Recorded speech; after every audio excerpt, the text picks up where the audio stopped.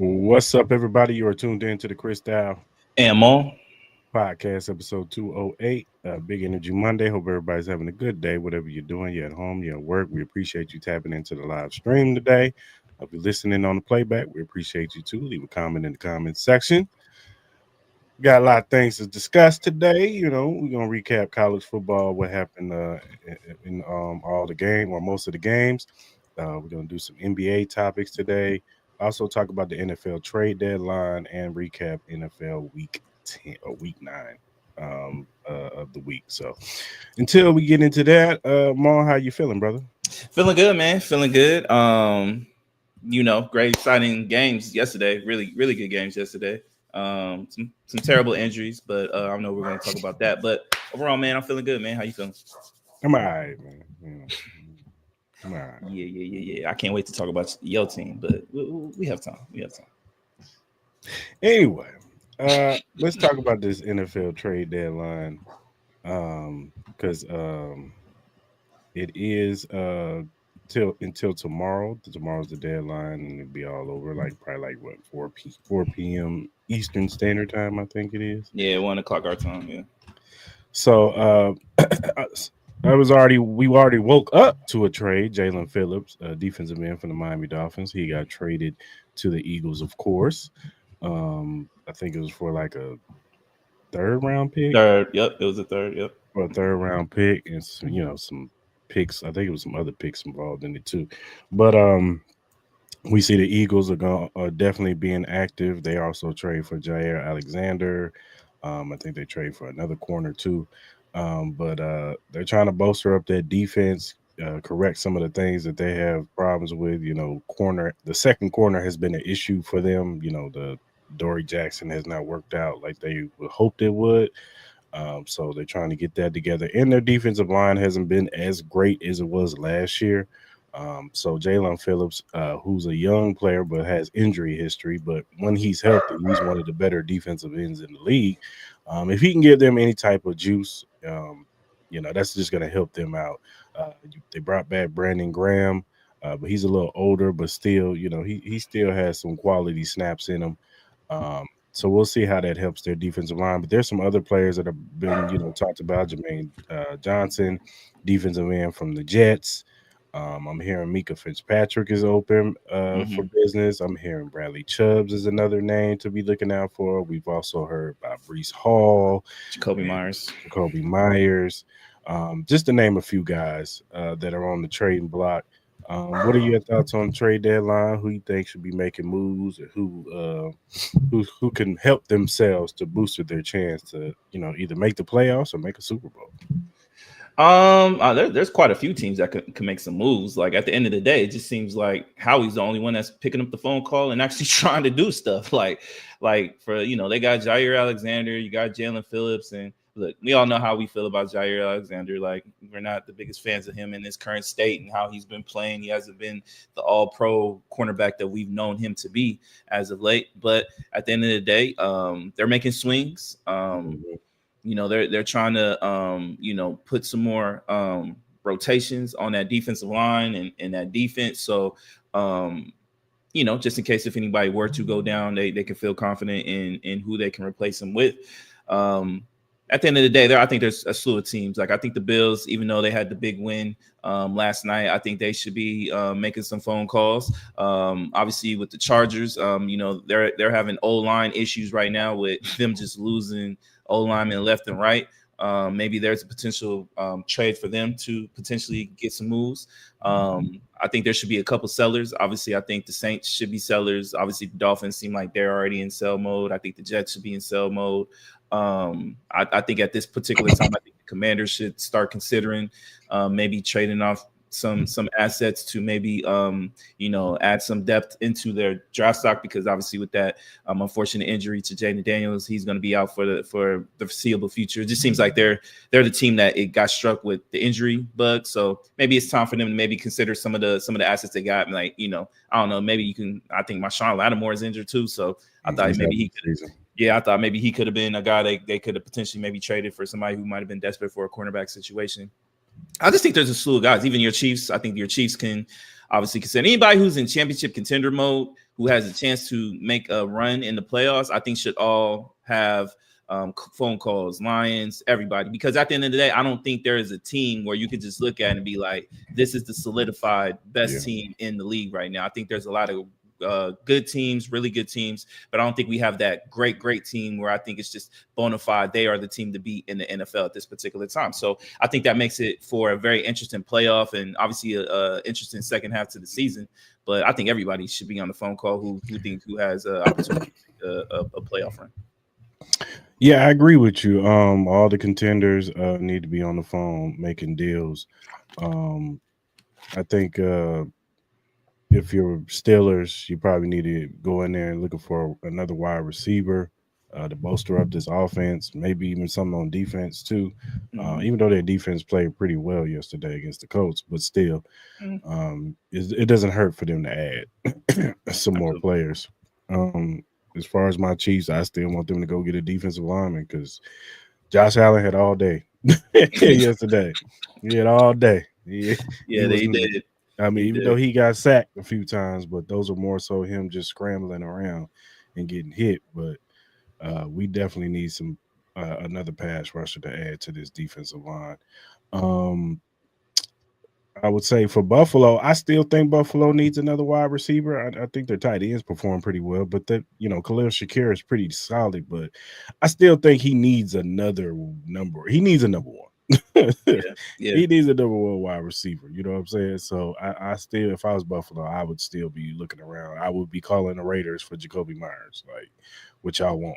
You know what I'm saying? Yeah. I'll give y'all a third. I'll give y'all fourth. If I could talk you down to a fourth, cool. But if I gotta give you a third, I'll give you a third for Jacoby Myers because he'll automatically be the number one wide receiver over there in Buffalo. 100%. So I'm trying to think. The Colts, they probably need some stuff on defense, possibly maybe another corner, maybe safety. Maybe if they go get a Mika Fitzpatrick and add to that free safety, he could be huge. He could be a swinger, man. He could be a swinger. There are a couple of names that could be a swinger. Dallas should be in the running for Mika Fitzpatrick too. They 100%. Need to go get him. Maybe he could solidify their backfield a little bit because of course their pass rush is terrible. They need to be on the phone. I can see the 49ers that there's been talks that they're looking at Jermaine Johnson and Bradley Chubb to bring over on their defensive line. The Texans, they probably need something on as far as the offensive line. Maybe they need to see if they can, maybe take somebody's offensive line, maybe get a good offensive lineman and maybe just be on a bad team. And they could just be like, hey, man, can we get y'all left tackle, right tackle, or guard or whatever? Bengals need to call everybody for every defensive player because you got Joe Flacco out there looking like Joe Burrow. You have the potential like this division is still up for grabs, even though I'm really a favorite into the Ravens. Sorry to cut you off, but I just think the Bengals should be calling for every asset for that defensive side because that's going to be a conversation we're going to talk about when we start talking about that game. I'm sure that'll be a question that you'll probably ask. Is obviously all to talk about that defense, but they need to make calls, man, because that offense is booming. Joe Flacco looking like MVP Flacco, and then if you can just make it to December and get Joe Burrow back, like Bengals could be a dangerous team if they can somewhat add something to that defense to help out in any kind of way. Yeah, for sure. It's going to be interesting to see who gets moved, how active the trade deadline is. I mean, how active the trade movement is in the NFL because, the past few years has been a little bit more active. You know what I'm saying? It's been almost NBA like, not as active, but something similar, like bigger names. But I know what you mean. But I expect some big names to get traded. So. Let me ask you about your Chiefs, man. Who are some of the names that you would be intrigued that you think they should seriously call for about adding depth to that D line? I would see what's up with Bradley Chubb. I would see what's up with Jermaine Johnson. My only fear about trading for certain defensive ends is that Spags has a type. What's his type? Like he help us understand. He likes the bigger 6'5", 280. Like kind of like the stopgap guys, like the more of like the like run stoppers, or he likes because he wants you to be I want you to be able to rush the passer, but you got to be able to stop the run too. He wants a bigger frame guy that can handle that type of, I guess, punishment or whatever. So, because we traded last year, we traded for Josh Uche. Now, Josh Uche is balling over there with the Eagles right now, but Yeah. he never played him. Not one time he never played. He was always inactive. Mm. And then when he would play, he played him at outside linebacker. So, like, pretty much what you're saying is, like, even if you do trade for somebody, there's no guarantee that he even will make the rotation in a sense, right? If he's a certain body type, like Jermaine Johnson, yeah, he's 6'5", but he's like 250, 260. So it's like, I don't know if I want to do that. And I think Veach, it don't want to do that. I think Veach is like, man, I'm not about to give up some assets for this dude not to play him. You know, as great as Spags is just like, you know, some of these coaches, they can be a little stubborn. 100%. Yeah. You know A lot of coaches are stuck in their ways. So yeah, you know, they like a certain thing and it's been working for them. So it's like, why deviate? And, you know, it's kind of hard to argue against, you know what I'm saying? But at the same time, you know, this league has gone to more speed rushers because guess what? Guys can run more. These quarterbacks can run more. So you want a little bit more speed off the edge instead of these big, like a George Karlaftis. No disrespect to George Karlaftis because George is having a solid season, but he's not a speed rusher. He's a power rusher. He's a bull rusher. That's the type of guy that he likes. So, so maybe like the Titans got a guy, Draymond Jones. He's pretty good. I like him. I wouldn't mind getting him. I'd take him or Tavondre Sweat, the big dude in the middle of the interior. Take him. You put him next to Chris Jones. I think that'll be a formidable little pass rush on 3rd and 7s, 3rd and 10s. You know what I'm saying? You bring him in because we just signed Mike Pennell back, so that's going to help our run. He's supposed to help our run defense. Didn't help us yesterday, but we need pass rush for sure. That's what we need. We need that. What do you think is the probability we see a big name like a Myles Garrett or a Trey Hendrickson or, you know, some to that, or maybe even a Kyle Murray? Obviously his situation is a little weird tonight. Like he is going to be in some packages. Like he honestly probably could play, but they're going to have obviously Jacoby Brissett start. But obviously that's kind of like the writing on the wall with Cardinals that you could tell that they're probably going to trade him if not this week. Obviously I'd be highly unlikely, but anyways, what do you think is the probability we see one of these big names get traded?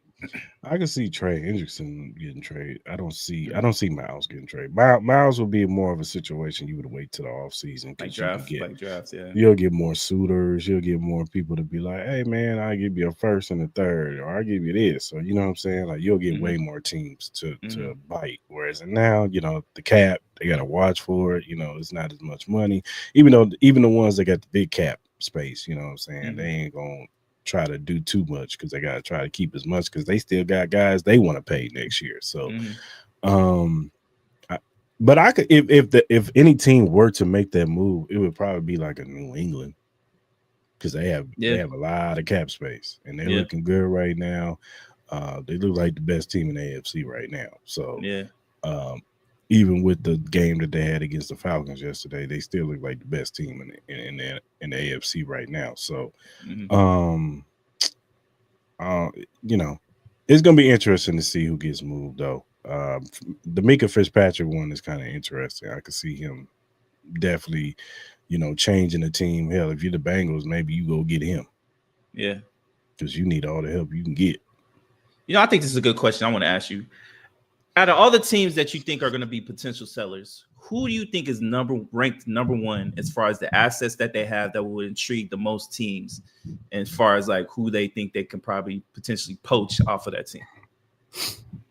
Probably the Dolphins. The Dolphins, because they got 2 pass. You still got you got 1 pass rusher still over there with Bradley Chubbs, and you still got Mika Fitzpatrick. And maybe you could interest in maybe see what's up with Jalen Waddle.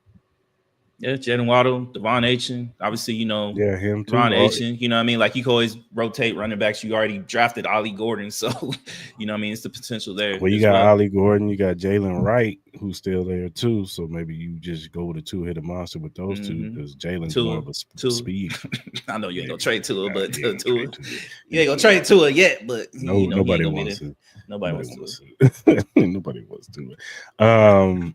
But yeah, man, it's gonna be interesting to see what these teams do that are in contention and who are the true sellers out there. You know what I'm saying? Of course, you got to also think of the fan base and You know what I'm saying? You get to selling too much, nobody gonna show up to your games. Yeah, that's true. Well, no one's showing up anyway, so like they already putting bags over their head as it is. So it's Miami, man. They got other things to do, man. They ain't worried about the Dolphins right now.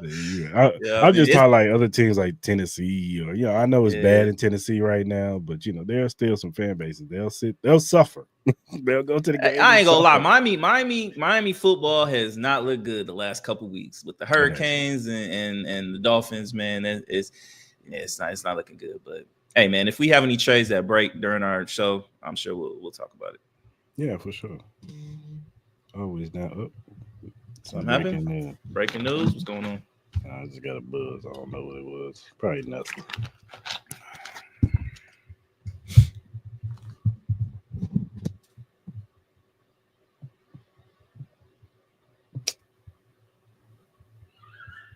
Yeah, it's nothing.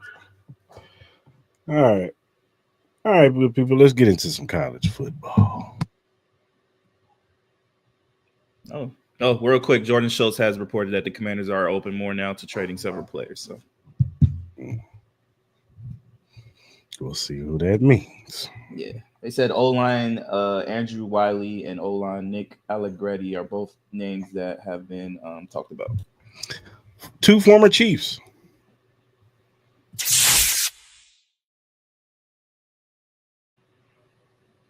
All right, man. Let's get into the college football. Let me cue this up. Boom, boom, boom, boom, boom, boom, boom.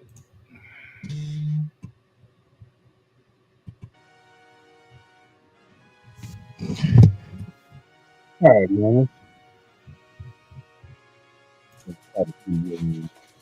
Weekend. Malls team, Florida, went against Georgia. What? Why you laughing, man? Yeah, go for it, my boy. Go for it. You ain't Bulldog. shit. You ain't shit. I'm trying to get it out the way, man. Okay. I'll feel you. Respect. The Bulldogs edged out the Gators 24-20. Yeah. Florida opened with solid momentum, capitalized on a few mistakes and building a 17-10 lead. Georgia, known for their killer late game DNA, appeared under pressure early. Georgia offense found rhythm. The defense tightened up, and the Bulldogs chipped away. Florida's lead slipped. Georgia managed a go-ahead score late, held firm on defense in the closing minutes, and the Gators came up just short. The Bulldogs' knack for escaping tight games once again showed up. When Florida looked like they might pull the upset, Georgia found a way. That resilience matters in playoff-type environments. The Gators did many things right. They just couldn't finish. If you're building content, hold on. Georgia adds another notch to the handling the big rivalry column. Florida will need to regroup quickly. So, what was your thoughts on the game, Clay? It kind of went the way I kind of expected. False hope, but in reality, like we weren't going to win the game. I think my major concern, obviously, to me, is DJ Lagway. I know me and you kind of had conversations about that on Saturday, where I just haven't seen the growth from Lagway at all. You know what I mean? Like this year so far, he's his numbers are 1,600, almost 1,700 yards passing, 10 TDs, 9 interceptions with a QBR of 56.6. That's just not impressive to me. I haven't seen growth. There were some really bad throws that he did, the indecision making. And I get it, man. He's still a young quarterback. I'm sure the growth will be there, but I do have my slow concerns. My concerns are starting to slowly grow more and more with DJ Lagway. Like, yeah, you can have the green-colored eyes. Yeah, you can have the big muscles, and you can run around. But at the end of the day, I need you to play quarterback. I need you to be able to run this offense. Like, you're kind of like in a situation where you're reminding me, giving me a lot of images of Anthony Richardson. This looks like Anthony Richardson all over again. You know what I mean? Like you see the excitement, you see the ability, you see the arm strength, you see the talent that he could potentially have. But I'm not seeing the maturation of the product. You know what I mean? And I get it. He's still a work in progress. But I figured I would expect at least a little bit more from him, and I have not seen that. So it's gotta be paid. I think he just needs some better coaching. That's all I think. I'm not saying he doesn't, but it gets a point in time where it's like, brother, all right, we got to start seeing you being able to, like, can you actually read a defense? Can you actually, like, make a correct throw? Can you actually be accurate? Can you actually not do stupid stuff on the field? Like, I don't think some of that stuff isn't coaching. Some of that is just you should honestly just know yourself what and what not to do with the football. And he continuously does stuff that makes you question. So yeah, I'm not quitting on the kid at all. Please don't get that. I believe if we can get the proper head coach, if we can get like a Lane Kiffin, I'm sure it'll be a great thing for him. But as I said, I'm just having some concerns. Like that's all, just some concerns. I'm not saying I'm going to quit on the kid and don't think he could potentially be a number 1 overall pick, but we need to see some growth next year. If we don't see it next year, I think it's going to be some big red alarms. For sure. The number 9 Vanderbilt went against number 20 Texas Longhorns. Texas won 34-31. In the first play from scrimmage, Texas quarterback Arch Manning hit wide receiver Ryan Ringo for a 75-yard touchdown, instantly putting momentum on Texas' side. Texas built a strong lead early, up 24-3 in the second quarter. Texas defense sacked Pavea 6 times and held Vanderbilt to only 58 rushing yards, stalling the Commanders' ground game for much of the contest. Vanderbilt mounted a furious comeback in the fourth quarter, scoring 21 unanswered points and getting back within 3. Within 33 seconds left, Vanderbilt attempted an onside kick to tie a win, but the kick went out of bounds, giving the Texans the final possession in the victory. Arch Manning was 25 of 33, 328 yards, 3 touchdowns, no turnovers, and it was a big win for Texas. Arch Manning has looked good these past few weeks, man. Mm-hmm. He's starting to grow into being into a quarterback. I just think expectations was just too high in the beginning of the season. The kid didn't have that many snaps, and he just needed reps. You know what I'm saying? And we've said that. You know what I'm saying? We've said that he just needs reps. You know what I'm saying? You need to play football. You can't just go out there and just be like, I'm Arch Manning, I'm gonna just do all this. No, you gotta show it. You know what I'm saying? So and he's done that these past few weeks. You've seen the maturation in his game, you see the growth in his game. So I think he's starting to get it. I think the game is starting to slow down a little bit for him, and he's starting to have that confidence, and he's looking really good. I do think he should stay one more year, and next year that hype that was on him this year will be warranted next year probably. So shout out to Arch Manning, shout out to Shark. You know what I'm saying? Texas is rolling right now, and they look like they could be a threat as far as the playoffs come. Nah, I totally agree with you. Like, look, you asked the young man to go in Ohio State in his first ever game in a big 1 versus 2 matchup against that great defense, and it was still a close game. It was a low scoring game, but at the end of the day, I am liking the growth that I've seen from Arch Manning. If he continues to trend this way, I think Texas could be a very, very scary team towards the end of the season and going into the playoffs. I think they have a lot of talent on that team, especially on that defensive side. If this offense can just stay consistent, I think it's cool. As far as Vanderbilt, though, tough loss. They did make a little run at the end. I don't know if you want to take that account as just maybe Texas, taking the foot off the gas or whatever the case may be. But I think it did show a little bit of toughness from them to not quit. So Purveyor put up some really good numbers. I don't think this takes them out of the hunt to make the playoffs, but I don't think they could lose another one. I don't think they could lose another one. No, they definitely can't. They got to win. Georgia Tech, number 8 Georgia Tech was upset by NC State Saturday. Quarterback Haynes King posted 408 passing yards, 103 rushing yards, accounted for 4 total touchdowns. NC State's CJ Belly threw for 340 yards, ran for a touchdown. Running back Jaden Scott rushed for 196 yards and a score. The name of this game was Georgia Tech settled for field goals in certain instances, and NC State scored touchdowns. And that's what it was. And that's what Georgia Tech was chasing most of the game, and it bit them in the ass. So Shout out to NC State for coming to play and getting a big upset win over Georgia Tech, who's a top 10 team. So, in Georgia Tech, I don't know what this does to them as far as playoffs do, but they can't lose no more games. Nah, I agree with you. This was a very disappointing loss for Georgia Tech, more so on the defensive side. That defense could not stop anything at all. But shout out to Bailey. Bailey on North Carolina State. He played an amazing game. You could see his athletic ability, his arm strength. Like he seems like a really solid quarterback. But yeah, it was really disappointing. I think Haynes. I think Georgia Tech. I think they still have a shot to make the playoffs. I agree with you. They can't lose anymore just based on the strength of their schedule.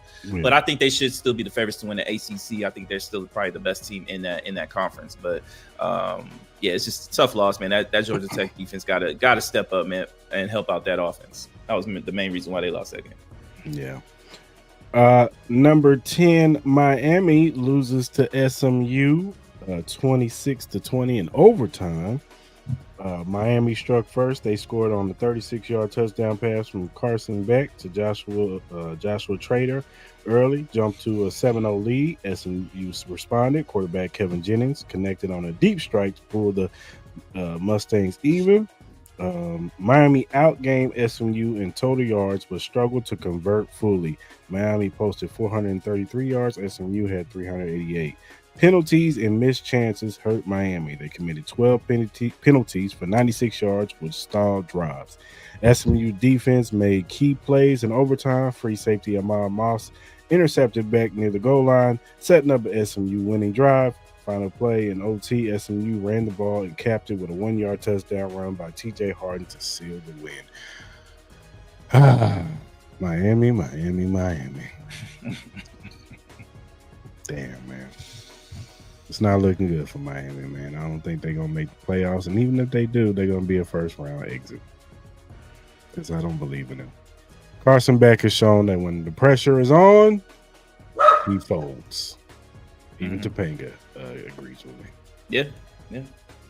So Carson Beck, he is who he thought he originally was. I guess Georgia's decision to get rid of him wasn't a bad decision at all. Look, I ain't gonna hit. He threw some bad interceptions, man. I think this defense played well enough for them to win this game. It's just that this offense. Sorry about the dog. It's just this offense. This offense, Carson Beck just didn't perform. He didn't come ready to play. You know what I mean? And as angry as my dog is right now, barking at other dogs, I think Miami Hurricane fans are probably acting the same way. So it's tough. Like the real thing about it is, I thought about this is the team Cam Ward deserves more than Carson Beck. If you gave Cam Ward, if Cam Ward had this team last year, I think they have a great shot. They'll be undefeated. And I think they'll be one of the favorites to win that national championship. And I think that would have been a great game between them and Ohio State. Yeah. I think that's the reality of the situation. I think Cam Ward just came a year too fast, and Carson Beck came a year too late. You know what I mean? Like it is what it is. You know, that's just kind of the situation that it is with Miami. So they still got a shot. Obviously, if they win their conference, I think they do get in. I think. But yeah, even if they do make it in, it's night. Unless if they get a home game, maybe they might win. But maybe it depends on because they got talent. It's just because Bain is considered a top 5 pick. Their defensive end. They got a couple of guys on that offensive side that's really good. So right. I don't know. No, I agree with you. Oklahoma Sooner, number 18 Oklahoma Sooners faced off against Tennessee Volunteers. They end up winning. Oklahoma ended up winning 33-27. Oklahoma's QB John Mader had 159 yards passing, 80 yards rushing, and the game clinching touchdown with under 2 minutes left. Tennessee quarterback Joey Aguilar had 393 passing yards and 2 touchdown passes to Braylon Staley. Turnovers and big play influences. Oklahoma capitalized on 3 Tennessee turnovers, yielding 13 points. Mason Thomas turned a fumble 70 yards for a touchdown, the longest fumble return in Oklahoma history. Oklahoma's kicker Tate Sandell nailed 4 field goals, including 2 from 55 yards and 1 from 51 yards. And yeah, man, they just Oklahoma played the cleaner game and they end up coming out with the win. So yeah, man, shout out to them. Nah, I think this was kind of like a losers gone type of situation as far as like the ability to make the playoffs. Oklahoma definitely needed this win. I think it keeps their hopes alive, and I think it ends Tennessee's chances of making the playoffs. Yeah. Number 24, Utah destroyed the Cincinnati, number 17 Cincinnati Bearcats 45-14. Utah's quarterback Devon Draper threw for 213 yards, 2 touchdowns to lead the charge. Utah dominated Cincinnati across all 3 phases: offense, defense, special teams. For example, a punt return touchdown by Utah's man Carvalho helped seal the momentum. Cincinnati had been riding a 7-game winning streak entering the contest, but Utah snuffed them out. Despite Cincinnati moving the ball at times, they couldn't convert when it mattered. Utah built a big lead and held firm. Cincinnati was rolling for a minute there, and they ran into a juggernaut in Utah. Utah's really good, man, and they're looking like they're because Utah's in the Big 12, right? Yeah. Utah looks like they still trying to vie for that Big 12 spot. So we'll see though. But it's kind of a bad loss for Cincinnati. They'll definitely. I don't know if they'll drop them out of the rankings, but it was a bad loss. Yeah, it wasn't impressive at all. Dominated by Utah. Yeah. Now, honestly, at the end of the day, Cincinnati's hopes of making the playoffs are done. Utah looks really good. They're tough out, and we saw even when they played against BYU. So Utah's gonna be a scary team if they can somewhat make the playoffs, and obviously we may get that rematch with BYU and Utah. Number 23 USC went against Nebraska. They end up winning 21-17. Quarterback Dylan Raiola did leave the game in the third quarter with an ankle injury, and he did not return, which kind of changed the momentum of the game. They did have a 14-6 lead going into halftime, and then in the third quarter, USC became the comeback. Jaden Mavea ran for a touchdown to tie the game at 14-14. In the fourth quarter, Nebraska briefly regained the lead with a 39-yard field goal to go up 17-14. USC running back King Miller rushed for 120 yards, scored the go-ahead touchdown in the fourth quarter to put them ahead 21-17. So unfortunately, Dylan Raiola got hurt in this game because it looked like they was able to stand fast with him in the game, but once he got out, it just looked like the momentum switched over to USC. And USC, they're having a really good season this year. Jordan Maivea, he's really good. Lincoln Riley got these boys playing hard. I don't know if they'll make the playoffs, but I do think they'll get a good bowl game. I think they still got a great shot to make the playoffs. I think their schedule does lean it. They got a big game in about like 2 or 3 weeks when they play Oregon. Mm-hmm. If they can win that game, I think they have a really great shot. I think with some of the key wins that they did have with Michigan, obviously they did lose to Illinois, a close one to Notre Dame. I think I'm not saying it's a big shot, but I think they still have a small shot, and depending on how they play against Oregon, I think they did good. Praise out to Dylan Raiola. I think they did confirm that he did break his fibula on that play, so he's going to be out for the whole year. So we do want him. I know we've had some conversations these last couple of weeks about who he is as a quarterback. I don't think that's the right time to do it. I do want to send my prayers out to him and hope he has a speedy recovery, and they can get back in the groove of things and get ready for next year and take this program to where they expect it to be when he signed on to that program. Yeah, for sure. UNLV got smoked because their defense is trash. Yeah. Terrible. Paul Gunther needs to be fired. Yeah. Surprised he ain't fired yet. He wouldn't. You know what? He had been cleaning out his office after the game. Yeah. That was bad. It was a bad look, especially at home. You know what I mean? Tough. It's kind of like, it is what it is. We know what this offense is capable of, but we all know what this defense cannot. Y'all are wasting Alex Calandria. Y'all wasting. We're wasting a great offensive year for nothing. You know what I mean? Wasting Bradley.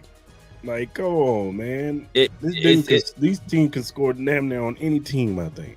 It sucks though because it seemed like we were heading into a promising year. Obviously that Boise State game kind of killed it, but you expected them to bounce back. We figured it was just kind of like a Boise State thing that we gotta jump over, but now it's looking like a situation where we went from 6-0 to potentially we could be like 6-4, 6-5. You know what I mean, heading to the end of the year. So hopefully they can get their act together and get it bounced back. But hey, man, it's kind of crazy thinking about it, man. There's only 4 games left in the season in college football. This season's already almost over. Like it's sad. Like it's already sad. And NFL already hitting the second half of the year. So yeah, about to start getting to that stretch run for playoffs and stuff. Yeah, both sides. Now college football, college basketball starting up. So college basketball today, big games today with college basketball. So that's cool. All right, man. Let's go ahead and do our NBA headlines. Absolutely. Questions? Yeah. We got some stuff going on. Obviously, it's been an interesting week in the NBA here. So I'll start off with this, man. The Magic, they're off to a 3-4 start. Obviously, the big news during the offseason was Desmond Bane getting traded for all those first round picks. Hasn't gone off the right way. My question is with this is, should Magic fans be worried with this 3-4 start, or should they have a little bit of patience and let this team work their magic and try to get their bearings together? I think you should have a little bit more patience. Let's see how it works out, man. I mean, Bane is probably trying to get his footing. They're trying to figure him out, trying to see what his strengths are, what his weaknesses are, and how he correlates with Banchero and what's the other dude's name that's on the squad? Franz Wagner. Yeah. So they still trying to get their chemistry down, man. It's not gonna happen overnight. You know what I'm saying? So it takes some time. Give them at least 20-25 games, and then if it don't look good after that, then it's like, all right, maybe we need to make a move for something else or try to change some shit up. I don't know. Yeah, no, I agree with you. I still think it was kind of insane how many first round picks they traded for Desmond Bane. Yeah. I think he's a good player. I don't think he's a great player to that level. I think he can be a consistent 3-point shooter. His defense is it's cool. I don't think he's like an all world defender or anything like that, but he can play some really decent defense. I agree with you though. Give him some time. Yeah, they did have some bad losses to some teams, but it's a lot of teams that already have their cohesion. Pistons and stuff like that. Obviously, they won their last 2. They got a big game tonight against the Hawks, even though they're not going to have Trae Young for the foreseeable future with that knee injury. So this is a game that they should win. So next topic. There's been some surprising winners these earlier in the season. Obviously, the Bulls have been winning. They're 5-1. The Detroit Pistons, seem like they had a slow start. They've been winning. Portland Trail Blazers. So I ask you this, Chris. Your opinion. Out of these early great starts for these teams, which one of these teams do you think is a legit contender? And which one do you think these teams is false? Out of the 76ers, Chicago Bulls, San Antonio Spurs, the Portland Trail Blazers, and the Detroit Pistons. I'll probably say Portland. Yeah, Portland. Yeah. I just think they're young. I think they're young. They're really young. So I don't think they're ready for that yet. Probably exciting team to watch, but they're young. I agree with you. It's been a pleasant surprise to see what Portland has been able to do, especially with all the distractions with their head coach and Chauncey and dealing with that whole situation. But they do have some young exciting players with Yang Hansen. I think he's dealing with an injury or something like that, so he hasn't been playing. But you got him. You still got Shannon Sharp and all those guys, young guys. So, and then you get Damian Lillard back. Who knows where this team could be next year? Not saying they're going to be title contenders, but they could surprise some people and make some noise. Next up, I'm gonna share a little clip with Mr. John Morant. John Morant, he made some noise over the weekend. So let me share this real quick, and we can get it going. What went wrong to you today? Go ask the coaching staff. Do you feel like, there was anything you could do differently, I guess? You go ask them. They had a whole spiel in here, so. From the outside, and the outside may be wrong, but from the outside, it didn't look like you had your usual energy tonight. Go ask the coaching staff why. Okay. You feel like you should play more? Go ask the coaching staff. Should I play more or not? What could have been Anything done? else? What could have been done different to get a different outcome, other than asking the coaching staff? According to them, probably don't play me, honestly. That's what basically the message was after, so it's cool. The coaching staff message was It's that? cool, man. We good? You didn't have anything physically wrong in terms of illness or anything? Oh, no, you I'm were good. under the I'm weather? fine. Okay. I'm fine. All right. Good shot. All right, so that was Ja Morant. You know what I mean? That was against my Lakers, which is even funnier. Where obviously there was a moment where Ja Morant, I think he missed a big chunk in the second half of the game. I think that was a point where the Grizzlies made it a really decent run without Ja. There were some fans in the stands that were kind of egging it on. The next day, Ja did get suspended for one game. Shams also did report there is some frustrations between Ja and the head coach of the Memphis Grizzlies. I forgot the head coach's name, so I do apologize about that. But my question to you is this should Ja and the Grizzlies part ways? Is this the moment in time where I think they should strongly consider trading Ja and getting some assets for Ja? Even though there are reports saying that the assets that could come from a trade with Ja wouldn't be what you would expect. You still got to get something. I think it's time. I think his time in Memphis is king and gone. I think he's welled out. His welcome has been ran out. So, yeah, go ahead and train him, send him somewhere else, and get some assets for him. Even if you're not going to get a haul for him, get something for him and use it and try to get some other players with it. Or maybe you could trade him for a couple of players. I don't know. Yeah. But yeah, it's time for him to leave Memphis. Nah, I agree with you. I think the way that this team is heading, you kind of saw a little bit with Desmond Bane, but I think the two names you got to look at is Jaren Jackson Jr. and Ja Morant. I think it's time for a rebuild with Memphis, especially some of the statistics that you see with Ja, his efficiency rating going to the basket. Some people have even questioned how he would age as an NBA player with his talent. He's not the best shooter on the court, but his athletic ability is eye-popping off that screen. I think there'll be a slew of teams that would consider going after him. I think the Houston Rockets, especially with that Fred VanVleet situation, they could look at it. I don't think Ja is a true point guard that they need, but that might be something that they kind of reach for, especially with the situation that they have with Kevin Durant. I think a trade with Ja Morant would be interesting. That's the only team I honestly could think of that could potentially do it. Maybe a Orlando Magic if they want to kind of spice things up a little bit and add depth and kind of pair him and Desmond Bane back together with Paolo Banchero. I don't know if they're going to be able to do that. I don't know with the cap space. I'm not familiar with their cap space. I'll have to look more into that, and we can dive into that more next week. But I think just with everything going on, you could tell Ja, I think it's time. I think he needs a fresh air out of Memphis, especially all the outside off the court drama that he's had, and that's kind of killed the momentum of his career. And it's kind of sad to me, especially some of the heights that we saw Ja from potentially being the face of the NBA to now, this. So I think it's time. And last but not least, I'll end this with my Lakers for sure. The great purple and gold, one of the greatest franchises on modern day Earth as we speak. They're off to a great start, 5-2 start. Luka's back. He's averaging over 40 points. Austin Reeves is looking amazing. Jake LaRavia, Marcus Smart looking like a defensive monster. Still don't have LeBron James. We are not expecting him back until probably around Thanksgiving time. DeAndre Ayton was out with a back injury. We've got the Portland Trailblazers tonight against that young Sprite team, so it should be a fun matchup tonight. Can't wait to watch that. I got a two-part question for you. First part is we see what's happening with the Mavericks. We see what's happening with Anthony Davis being out with the Achilles tendinopathy injury. Who knows how long he's going to be out with that. Kyrie Irving out with an ACL. They're off to a very slow start. I think they only have 2 wins into the season. They lost yesterday in Mexico City to Detroit Pistons. With everything going on, how much worse does this trade look? We didn't think it could look much worse, but how much worse does this trade look for Nico Harrison and the Dallas Mavericks? It looks bad. Because Luka is balling over here with the Lakers for now. But at the same time, it's twofold.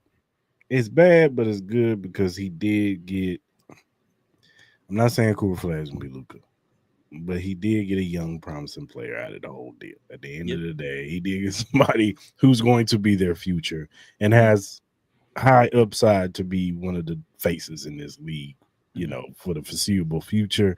So he didn't make out bad. It's not like he just got some trash over there, man. Like, you got hope.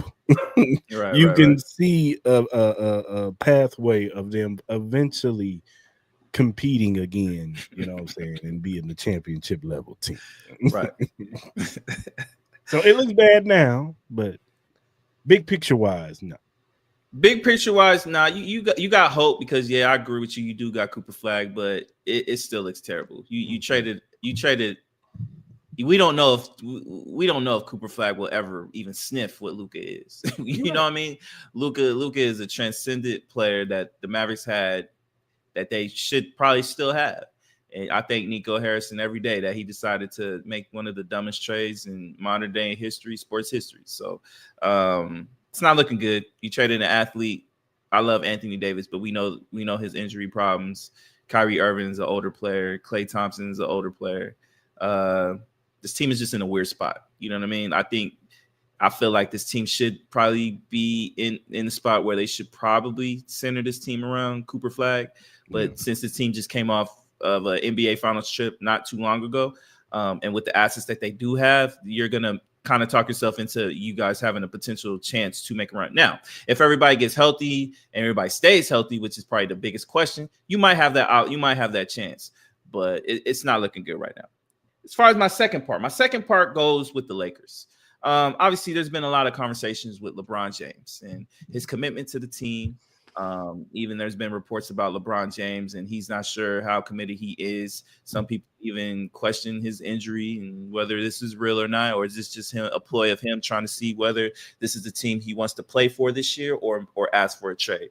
My question to you is, with the start that the Lakers have, with all the injuries that they do have and all these players that will potentially get back, should this make this more likely that Bron should want to stay or ask for the trade? Man, just trade him, man. It's getting stupid now.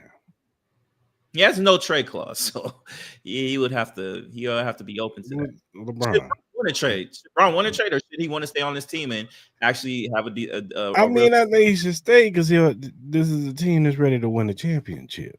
Yeah. But if he gonna act an asshole and be like a little girl and be pouting and shit on the court, is he still on the sidelines watching the game? Yeah, and he's after that first game where a lot of video of him just kind of like sitting there looking mad at the world. He seems a little bit more invested into the team. Obviously, maybe it has to do with maybe he's starting to see a pathway for this team to potentially make a decent run in the playoffs, and maybe if they were able to make a move, have a legit chance to win a title. It could be that, but he seems a little bit more active on the sideline and cheering on his team. I just never seen nothing like this before, where a player is just like, "Nah, I'm gonna wait and see if y'all good or not." Play with you. Because that's really what this is. I don't want to hear nothing about no damn sciatic nerve. This nigga really said, "Look, man, I'm gonna see if y'all do good. If y'all do good, I'll fuck with y'all. But if y'all don't, I'm gonna go ahead and get blown out." Yeah, we know that's the case. I know that's the case. I don't think LeBron will be on this team next year. I really don't. I think he'll end up being in either Cleveland or New York. I think that's where he'll sign. I think he's definitely going to play another year. We'll see at the end of the day. We are expecting him back in the next couple of weeks. I'm sure we'll hear about next week an actual date when he's going to come back. I think my man is probably perfectly fine. I think he's perfectly healthy. Maybe he does have some back tightness or something. Maybe he is kind of gearing himself up I really think he's just kind of getting himself back into shape. I don't think he really took a real off season where you kind of saw him training, but I don't think he trained his ass hard, especially with some of the stuff that went on in the off season with the Lakers. It didn't seem like he probably wanted to fully commit his body into doing all that training. So he's like, you know what? I'm gonna do some stuff where I'm gonna partly train, get ready, still keep myself in shape, but I'm not gonna get myself into the exact shape that I usually do every year. This will give me an excuse to actually see this team come together And if this team, I like what I see, then I'll stay and play this year out and go from there. If I don't like the way this team is going, then I will ask for a trade. I think this is clear as day. But I think the way the team is looking, especially with all the injuries we have, and the way Luka's playing, I think LeBron will probably end up staying. I think you kind of, like I said, you're seeing more and more excitement from him on the side, being more engaged with his team. He sees Austin Reeves. He sees Jake LaRavia. He sees Marcus Smart. We're going to get a Duro back. We're going to get Maxi Kleber and all these guys who've been missing. Gabe Vincent, who's out. We're going to get these guys back, and it should make for an interesting way going into the trade deadline and see what they do. But I think that's what will end up happening. Focus on your liquor brand and retire. Look, man, I think he needs to retire. He should just retire. But I think he'll play one more year. I think he'll definitely play one more year. And keeping on basketball, make sure everybody check out today. Bryce is playing Arizona. Arizona's playing. I think they're playing Florida today. And then BYU, the guy, the number 1 pick, AJ. Watch out for him, man. It's going to be a great college basketball year, man. So watch these games tonight. I think it's kickoff to the college basketball season. It's going to be very exciting. You got the Boozer twins over at Duke. It's going to be an exciting year in college basketball. You're going to see a lot of names, a lot of recognizable names, and I think a lot of people are going to be very invested into college basketball this year. But make sure you check out the games tonight. It's going to be some really good ones. For sure. All right, man. Let's go to a quick commercial break, and we'll be back. Let's do it.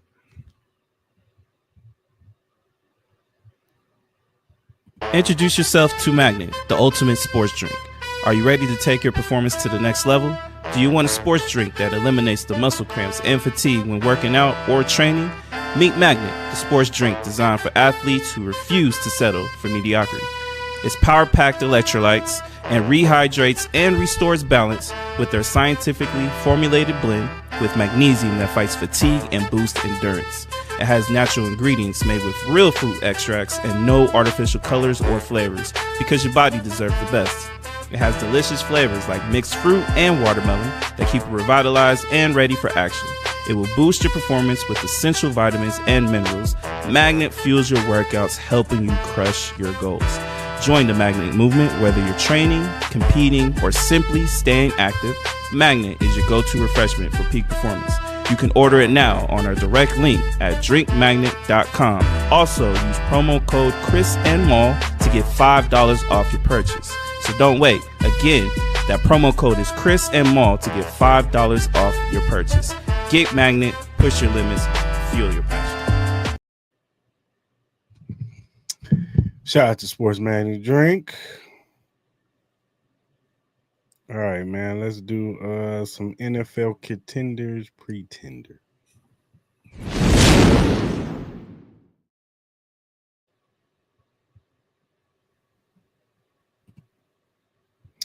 All right, man. I'm gonna read out some teams, and you tell me if they're contenders or pretenders. This is AFC side. We already did the NFC side. Now we're gonna do the AFC side. So. First up, the Houston Texans. Man, this team is weird, man. I think defensively, I think they're contenders. Offensively, I still have a lot of questions. And even coaching staff. I like D'Amico, but he did make some questionable calls yesterday and how he's handled some of these games. I'm gonna say pretenders for right now. I just don't trust that offensive side. But if they can elevate this offense, maybe they can make a trade or some, add some depth to that running back situation. They might potentially end up being contenders, but I'm gonna say pretenders for right now. For sure. The Denver Broncos. I think they're contenders. I hate to say it. I hate to say Sean Payton team is a contender, but the reality is the reality. That defense is really good. Bo Nix has shown that last year wasn't a fluke. RJ Harvey seems like he's coming along very, very well in that running back position. Cortland Sutton looks like a true number one. He's looked amazing. I love their tight end situation. I think they're contenders. They're a physical team. They know what they're doing. And no matter how we feel about Sean Payton and the overhypeness that I still believe to this day, he's still a decent head coach. He's still a Super Bowl champion head coach. And they're in the lead in the AFC West. So they got it in grips right now. The LA Chargers.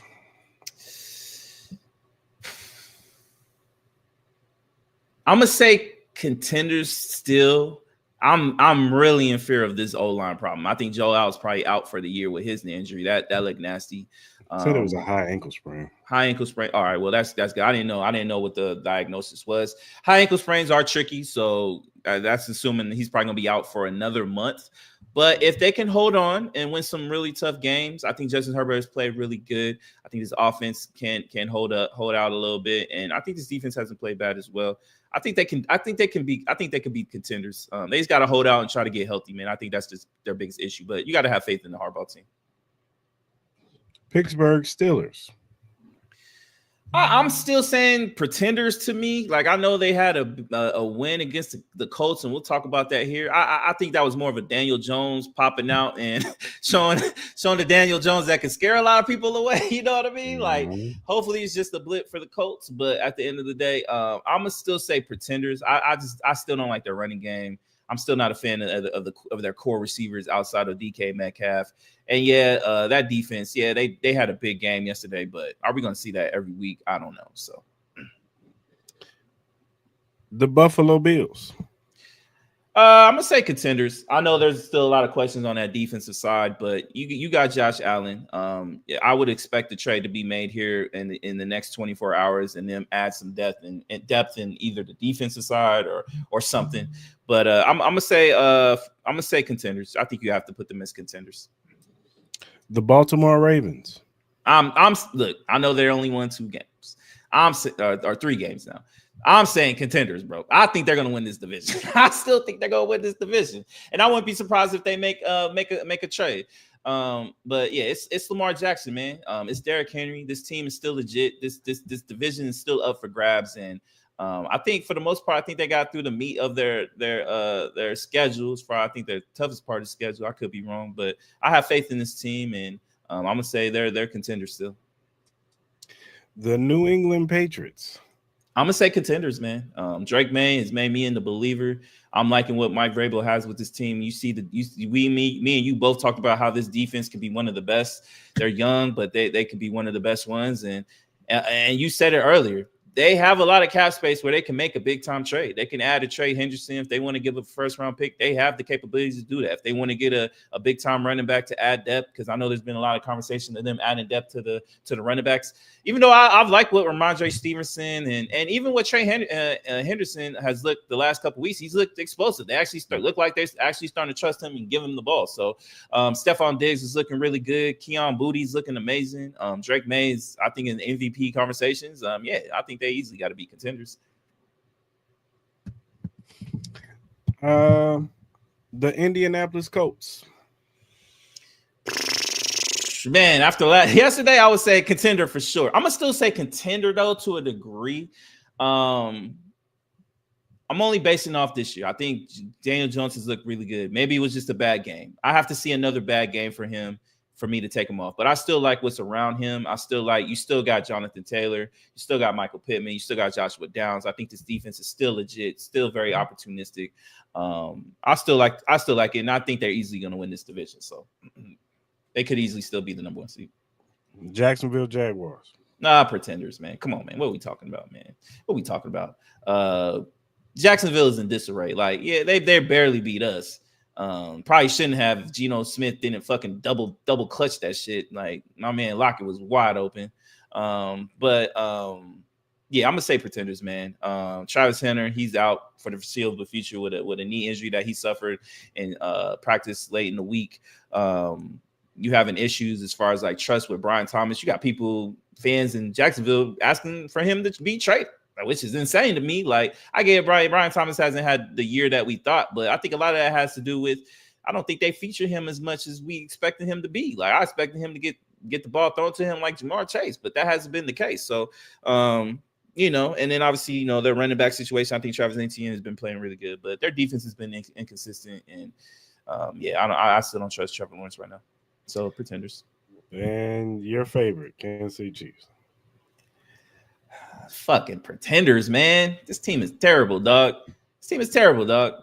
I'm gonna say slight contenders. Like you still got Patrick Mahomes, you still got Andy Reid, but your team has a lot to work to do. I've been trying to tell y'all, like I know y'all Chiefs fans, y'all won a couple games, and a lot of those games were against terrible teams. Like we see what Washington was when y'all played the Ravens. Lamar Jackson got hurt. Like y'all haven't really had big wins, like minus the Lions win. I think that was probably the biggest win y'all had this year. But every year is different, and I think y'all have a lot to work on. But y'all got Patrick Mahomes, y'all got Andy Reid, y'all got the rest, man. Y'all still gonna be semi-contenders. Now we got the rest. I'm joking, man. I'm joking.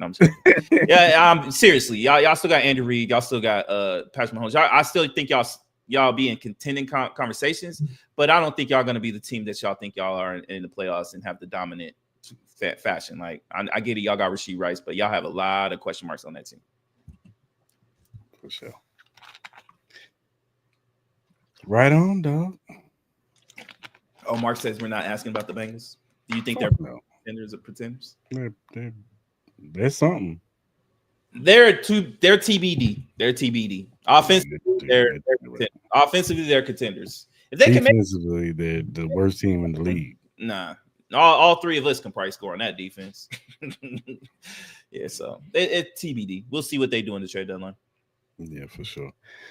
All right, man. Let's do our BetUS Surefire picks, man. Yeah, let's do it.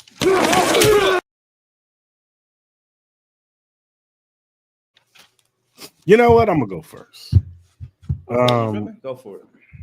I like the Cowboys -3 over the Cardinals today, and I like the over 54. I think it's gonna get there because defenses are bad today.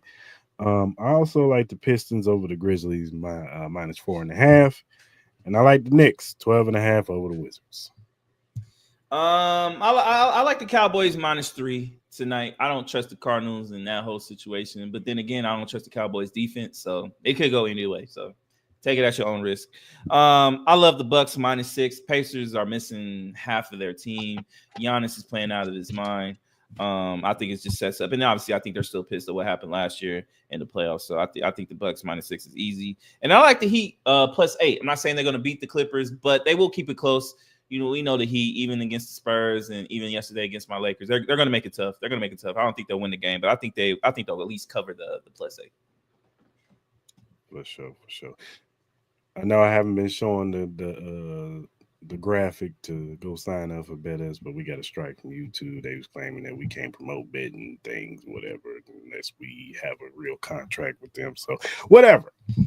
So contract go to YouTube. Contract with YouTube, like a legit contract through BetUS. Not okay. So, but you can still go to any of our social medias. It's on there. You can sign up, all that good stuff. So yeah, for sure. All right, man. Let's do our NFL Week 9 game storylines. Let's do it.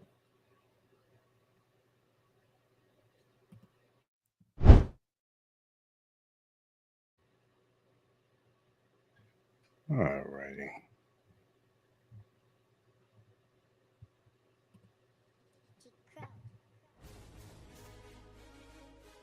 All right, man. Let's keep this thing off. Thursday night football. The Ravens versus Dolphins dominated 28-6. Contest not close. And Sellers, they just traded Jalen Phillips. We talked about it earlier. But as far as the questions go, the Ravens, can this team be a threat to win the Super Bowl? 100%. This team can do it. And Lamar, I trust. And Derrick Henry, I trust. Derrick Henry's still good. Obviously, they've had some key injuries on that defensive side, but it seems like they're getting healthy, as healthy as possible. I think they still potentially could make a trade here in the next 24 hours, but this division is up for grabs, and I think they're easily capable of winning this division and setting themselves up for a decent run. So, yeah. And the Dolphins, how many players get traded? We're already at what? One? We're at one right now or two? Mm-hmm. One. I think we'll get at least two more. I think we'll get a total of 3 players that end up getting traded. I think a lot of Cowboys fans I've been seeing on my Twitter feed, they want Minka Fitzpatrick. They want Minka bad. I think that'll be a name to look out for. And I think maybe a surprising name, maybe a Jalen Waddle, maybe a Devon Achane, maybe somebody else. So I say at least 3. Okay. The Patriots beat the Falcons 24-23. The Patriots are up early, and then the Falcons surged to come back. Drake London had a game yesterday. He was balling out. Who played him in fantasy? Me. Oh, Lord Jesus. Lord Jesus. Well, Mondale was my ass right now, so I can't even talk. Yeah. So with the Falcons is why can't they get out their own way? That's a good question, man. I don't know. Obviously, I think it has a lot to do with coaching. They tend to have these slow starts. I agree with Mark. Their field goal kicker is terrible. He's leaving a lot of points on that board as well. I don't know, man. I think it all comes back to coaching, and is Raheem Morris really the answer for this coaching for this team? And I think that's going to be a question that needs to be asked. I'm not saying he's going to get fired or deserves it, but it's some questions that need to be asked for sure about this coaching staff. And are the Patriots the best team in the AFC? Best team in the AFC. I think you have to say yes at this particular time. They have all the tools to be successful. Now, as far as like key wins, let's see who they beat. They beat the Dolphins, Panthers, Bills, Saints, Titans, Browns, Falcons. They haven't really beaten too much of anybody but the Bills. So obviously they're at the Bucks, they're at the Bengals, they got the Bills again, you're at the Ravens. So we'll see here in the next couple weeks, but I'm gonna still say yes, but they haven't really beaten too many great teams. Their schedule has been pretty easy. So okay. The Chargers end up beating the Titans 27-20. At first, it was a lot of crazy stuff going in that first quarter. Pick 6 by Herbert. Then I think it was a punt return. And it was looking kind of shaky. It was one of them Charger losses where they lose to a team they ain't got no business losing to. Right. Shout out to Joe All. He got hurt, you know what I'm saying? So that kind of changed the thing. But they pulled it together and they ended up winning the game. My question for the Chargers, will these injuries end up catching up? I think if it was a situation, if they didn't have Harbaugh, what was the coach that they had before? What was his name? Staley. Yeah, I think this is cooked. But I think with the mental toughness that Harbaugh has and the confidence he instills in every single player, I think they can hang on. As long as Justin Herbert is healthy and their key offensive.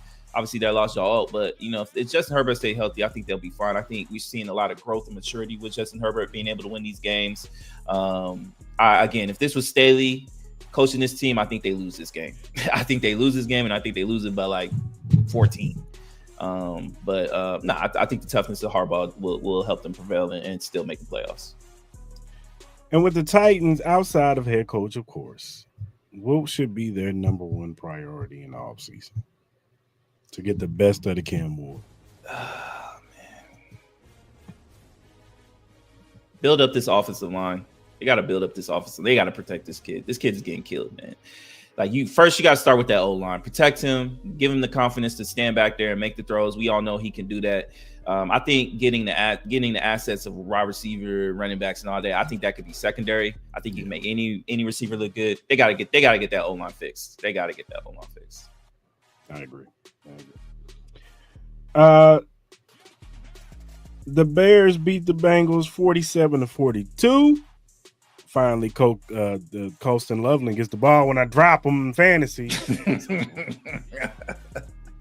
Oh man. Anyway, but this was a back and forth. Came down to the wire, but the Bears pulled it out. And I ask you, will the Bears make the playoffs? Hell, if their defense plays like what they did in the fourth quarter, hell no. Like they're up 2 scores. It shouldn't have never been this close. Like they let Joe Flacco look. And another crazy thing, I played against Joe Flacco too, and he had almost 50 fucking points. Like, why are you allowing Joe Flacco to throw over 400 yards and 4 TDs? That shit is insane. I think the Bears fans should like they gotta win. It was impressive on the offensive side. It really showed the growth of Caleb Williams and the control, and you see the Ben Johnson effects with this offense, with the trick plays and the confidence that Caleb Williams has. He's instilling. That was an amazing throw that he threw to Colston Levin for the game-winning catch. Now we can talk about the defensive tackle and effort on that play, but at the end of the day, I think it was still a great showing for Caleb Williams, man. That was kind of like a key showing for Caleb Williams. We haven't really seen one of those games, and he looked amazing. Him moving in the pocket, his throwing ability, and then him making a game-winning drive and play. Like it was amazing to see. So if they keep playing like this and their defense can play a little bit better, they invested a lot of money on this defense, so they got to play better. Yeah, I think they could make the playoffs. Should the Bengals call it quits on their playoff hopes? No, I don't think so. I get this defense is putrid, and we see the frustration levels on that offensive side with Chase Brown saying what Chase Brown did and Jamar Chase saying what Jamar Chase did, and they got Joe Flacco looking like MVP out here. They just got to make it to They got to make it to December. They got to make some trades here in the next 24 hours to try to beef up this defense. I don't think they're going to trade Trey Henderson. If they trade Trey Henderson, you might see a mutiny in that locker room. You might see a mutiny in that locker room. It really might be offense versus defense, literally, in that locker room. So I can't see that if they want to keep the morale of this team up. But they got to make some moves. But if they can make some moves and get to December and get Joe Burrow back, this team will be scary just based on their offense alone.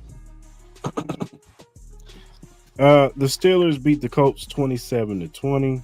There was a lot of turnovers on the Colts side. Daniel Jones had a couple of interceptions. It was fumbles. It was just not a good day for the Colts yesterday. I asked you, was the Colts exposed yesterday? I don't think they were exposed. I think it was just a bad Daniel Jones game. Obviously, I think the key of that game was they slowed down Jonathan Taylor. Jonathan Taylor didn't have that key game, so I think they can focus more on Daniel Jones. They couldn't play off the play action. I think the key to this offense will always be Jonathan Taylor. This offense will go as far as Jonathan Taylor can take him. And if you don't have that security for Daniel Jones, we see what happens. Like he's going to end up turning over the ball.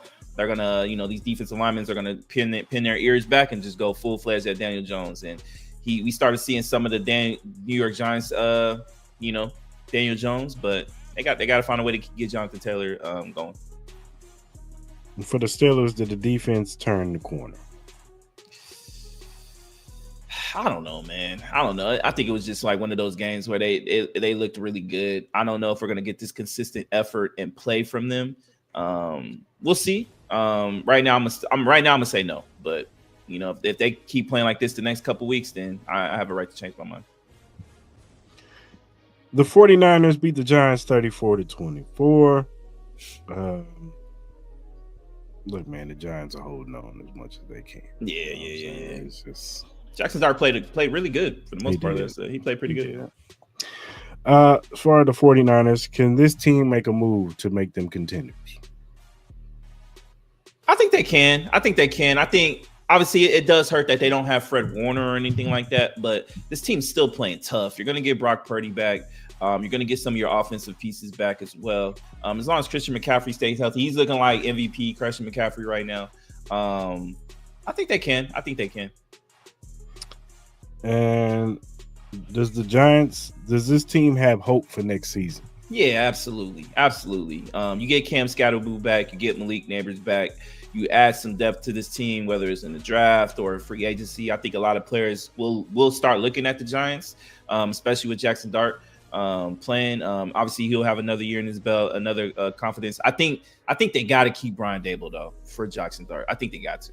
You see what Brian Daboll has done for Jackson Dart. As long as they keep him, I think there is promise for this team. So yeah, I think these Giants fans should have something exciting to look forward to going into next year. The Broncos beat the Texans 18-15. This was a defensive outing, but what's your name pulled it out at the end. The Broncos. I ask you, is Bo Nix the answer? He's the answer for right now. You know what I mean? Like, yeah, I think so. I think we've seen Bo Nix have.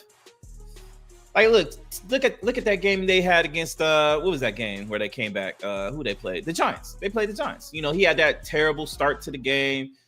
He looked like damn, this is the Bo Nix that we all kind of feared that was going to happen. And next thing you know, they scored 30 points in the fourth quarter. So I think he has that explosion capability. Obviously, we just got to see the consistency from him, but I think he has it. So yeah, I think he's the answer. And is it over for the Texans?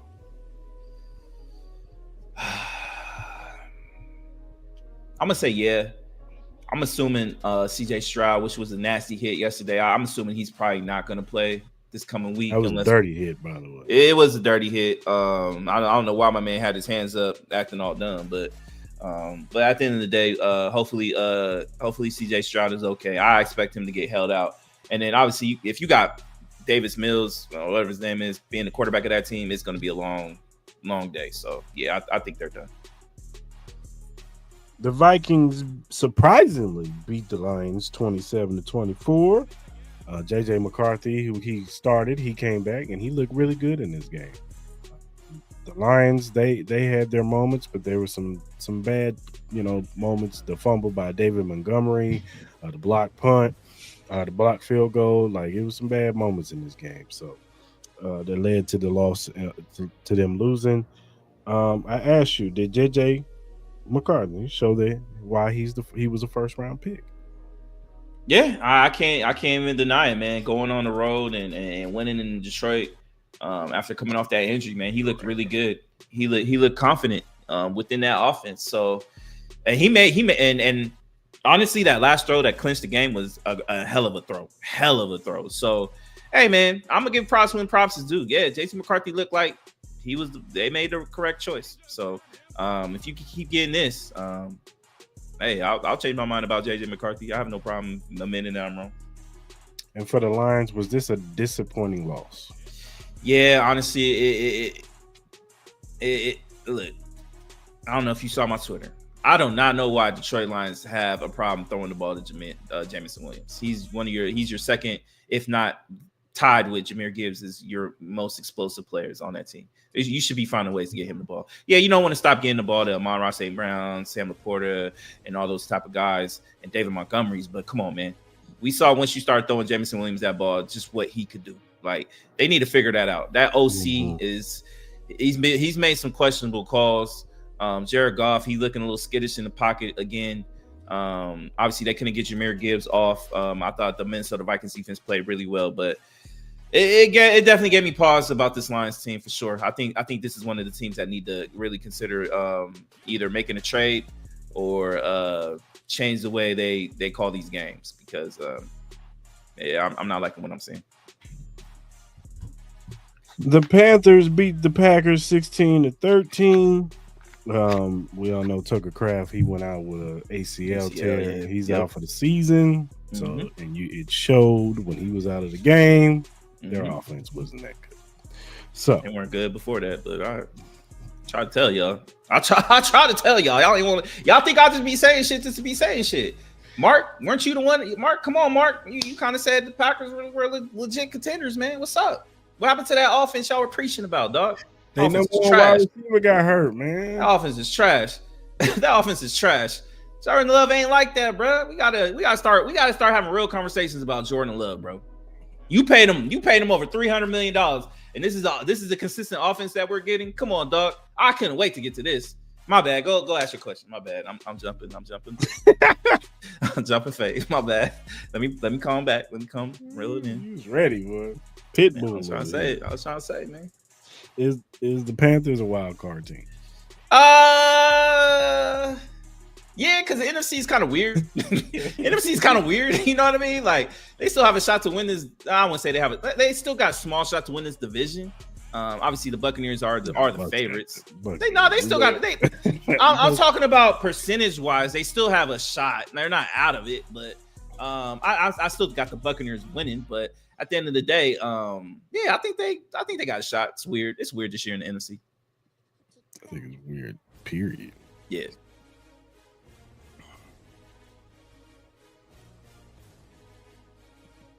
What's your Packers question, sir? So I continue my rant. And they still win the North. Get these Packers out of here, bro. This team has been overrated all year, man. And look, man, they had the great game against the Detroit Lions in that first week. But besides that, man, what have y'all seen that makes y'all a believer of this Packers team? They beat you see what they did with the Steelers, man? That's cool, but you're not even a big believer in the Steelers, man. What are we talking about? You act like it would be different if they did that to the Chiefs, if they did that to the Eagles, if they did that to one of these teams that we know are going to be there at the end. We're talking about the Steelers. We're talking about the Steelers. Like, Jordan Love got paid all this money to be mediocre. Now you lost Tucker Kraft, probably one of your better tight ends. Josh Jacobs, he's inconsistent. I've told you I've never been a big fan of these receivers. Okay, Christian Watson, yeah, he can play you deep, but besides that, he can't do anything else, and he gets hurt. Romeo Doubs is inconsistent. Jaden Reed was probably your best receiver, but he's been hurt. Matthew Golden is a rookie wide receiver, so what do you expect from him right away? It's not like you're going to get a Justin Jefferson or Jamar Chase rookie year out of him. He's not that type of receiver. So what besides the Marcus Parsons trade, what do you see that makes you a big believer of this team? Nothing. When they make the playoffs, which they probably will make the playoffs, they're going to be a first round exit. They're going to be a wild card exit. We know this already. So why can't y'all come to my side? Just come to my side. You know I'm right. Don't know. I don't know. You do. It's just a bad game. You do. They're going to win the next game. They're not better than the Vikings. They're not better. I don't think they're better than the Lions. I don't think they're better than the Eagles. I don't think they're better than the Niners. I don't think they're better than the Bucks. They're not better than the Bucks. Come on, man. They're in the same class to me as the Chicago Bears. It really is. That's how I feel. I'm gonna stick to it.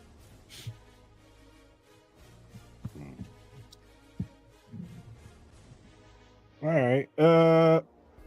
The Jacksonville Jaguars beat your Raiders 30-29. Mm-hmm. Didn't y'all have a chance to tie the game up? It would have end the game in the tie. So we had to go for two. It was in overtime. Well, I asked, can the Jags challenge for the AFC South? No. Next question. Did your offense wake up? This is something I agree with you with. You said it. I'll give you the credit for this. That once Brock Bowers came back, our offense did look different. You could tell the difference in what Brock Bowers is the best tight end in the league. I don't think it's close, man. You just see what he's capable of doing. Like he's a one man monster. Ashton Jeanty has some great moments. Trey Tucker has some decent moments as well. It's Geno sucks, dog. Geno's not good. I'm not a fan of this coaching staff at all. I'm not a fan of Pete Carroll. Even somebody made the smart comment that Pete Carroll would throw the ball on the goal line again in a game-winning situation. It's pretty hilarious. So, we look different. It's because of Brock Bowers, but we're still a terrible team. Okay. Of course, my Chiefs lost to the Bills 28-21. Bill showed up, my Chief didn't in fashion. How about instead of ask questions, tell me about the game, man. What are your thoughts about the game? It's the same old when we played the Buffalo Bills in the regular season. Andy Reid and them, they come out with the little vanilla play sheet. Don't run the football. The run was actually going. Kareem Hunt was getting 5 yards a clip. Mm-hmm. They only ran the ball 11 times. Mm-hmm. 8 in the first quarter, 2 in the second. And then they didn't capitalize on situations when they had a chance to get a lead or get close in the game. Before the half, Mahomes, he has this thing, and it has a little bit to do with that offensive line because, of course, Joshua Simmons ain't there. Jalen Moore had been, he'd been serviceable. He had been cool. But I got to admit, Joey Bosa was kicking our ass yesterday. Yeah, he was every time I was watching that screen, Bosa did this, Bosa did that. Bosa was in Patrick Mahomes' face. That's probably the most I've seen Mahomes get hit in a long time. He got hit 15 times yesterday. Yeah, because Joey Bosa was whooping his ass and it speed up his clock. So then he would get into these instances where he wouldn't scan the field. He would just right after he's predetermining where he's going, straight to Rashee Rice. I get it. That's your number one wide receiver. But bro, there were so many instances where if he just looks left.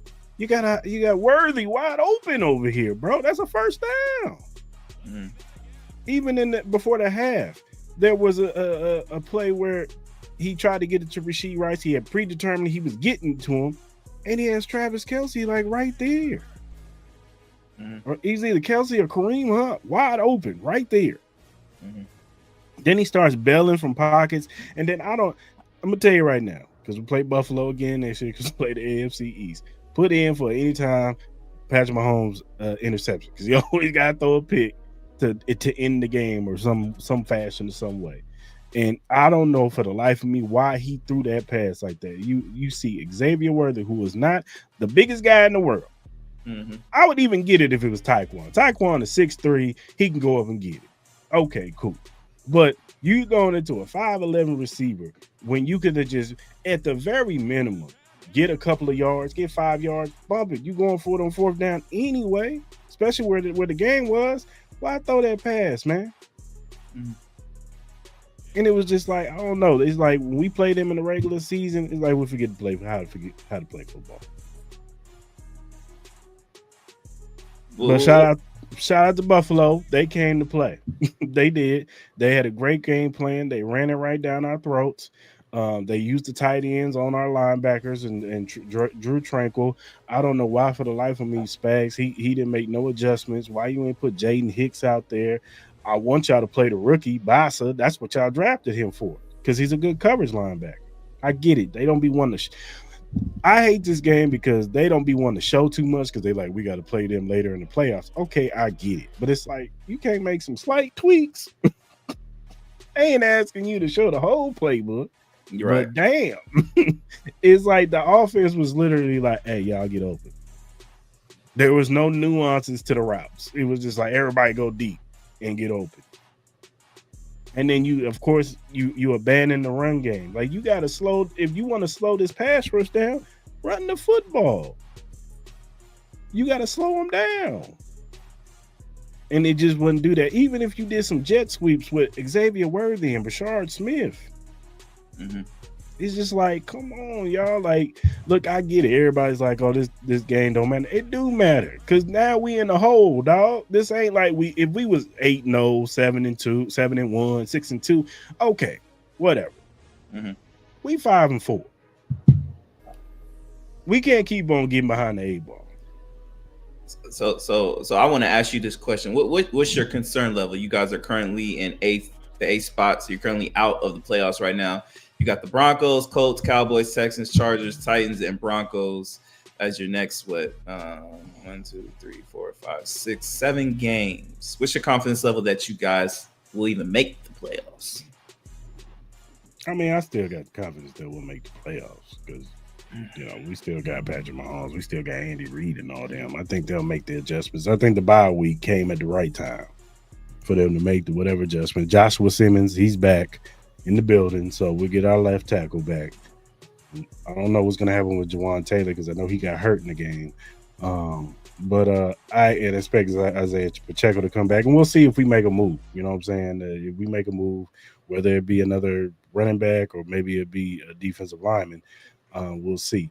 But I still got confidence in the team. I just, like I said, I hate when we play this team in the regular season, because they just be like, whatever. Yeah, we'll see, man. It's gonna be tough, man. That schedule in these next 6 weeks is gonna be really tough. Like, obviously, you're at the Broncos. That'll be your next game. I'm surprised that's not a Sunday night game. I feel like that should be a Sunday night game. But that's gonna be a tough game. That's gonna be a great battle to see. I think y'all have to win that. You'll have to win that, especially if y'all want to keep your hopes up winning this division. We gotta start stacking wins against AFC teams. Yeah. then you got another big game with the Colts. Yeah. Then you're at the Cowboys. I know their defense is bad, but that offense is still really good. Then you're at the Texans. We got to see what they look like, and then the Chargers. So obviously, I think you got to at least win 4 of those games. You got to at least win 4 of those games. If you guys go like 500, I think it could be really scary and a chance for y'all missing the playoffs. Yeah. NFL won't allow that to happen, though. NFL won't allow that. So, right. Them refs, they gonna put the right refs in them going fucking games, bro. I already know that shit gonna happen. They put Carl Sheffers yesterday. Your boy showed up yesterday too. What you mean, dog? Intentional grounding. The ball was tipped. I was kind of confused on that. I was kind of like watching it, but I had the volume down because I was on the phone. So I didn't know why. I was like, why did they call that intentional ground? Yeah, the ball. You saw the ball get tipped. Yeah, I saw it. Yeah, I know. It's like, come on, man. It's like, all right, whatever. But hey, man, y'all have gotten a lot of calls, man. So it'll be all right. I see what it is, man. Oh my god, I know. Y'all not starting. Yes, we are. All right. The Rams blew out the Saints 34-10. Look, man, this ain't much to talk about. Rams look good. They came out. They smoked a team they were supposed to smoke. Puka Nakua's back. I think, did he get hurt again? Yeah, he got taken to the locker room. I don't know if he came back, but he got taken to the locker room. But still, they look like they're still one of the better teams in the NFC. But I ask you, for the Saints, is it time to tank the season? Yeah, it's. I've been said this I said this the beginning of the season. Yo, man, start. Who cares if Calvin Kamara wants to stay? Get some assets for him. Like, you can find another run. Like, respect to him. Be like, look, brother, we need to progress this relationship. Like, we're not going anywhere. So we're gonna give you an opportunity to be on a contending team. Where do you want to go? That's not named New Orleans. Let's figure it out. That's open to trade for you. Cam Jordan, all these guys. I've been hearing Rashid Shaheed's name linked to the Bills a lot. That could be an interesting name for them. It's time, man. Like, you got this team ain't going anywhere. They got years to get this program back to where it needs to be. It's time to get assets and it's time to make the rebuild happen. Are the Rams the best team in the NFC? You can make that argument. I'm not going to be mad if you want to make that argument. I think I still have maybe like one or two teams ahead of them, but if you want to say they're the number one team, I'm not mad. The Seahawks, or Sunday Night Football, the Seahawks dismantled the Commanders 38-14. We all know that Jaden Daniels had a bad dislocation on his elbow. Looked real nasty. Prayers up to him for a speedy recovery. He might be out for the season. I asked you, did the Seahawks show they are contenders? Yes, but I still got to see it with Sam Darnold in the playoffs. Like, I think they have the talent in that. I know they were kind of thin on the receiving line, but Jackson Smith and Jigba, he looks like top 3 receivers in the game right now. He's amazing. Shit, hell, Sam Darnold had 41 fantasy points in the first half. Like, that was a demolition. So, I think they're contenders, but I still got to see it in the playoffs with Sam Darnold. That's the only thing I got to see. If he can get that win and get that monkey off his back in the playoffs, then they might see themselves in the Super Bowl, man. It's a possibility.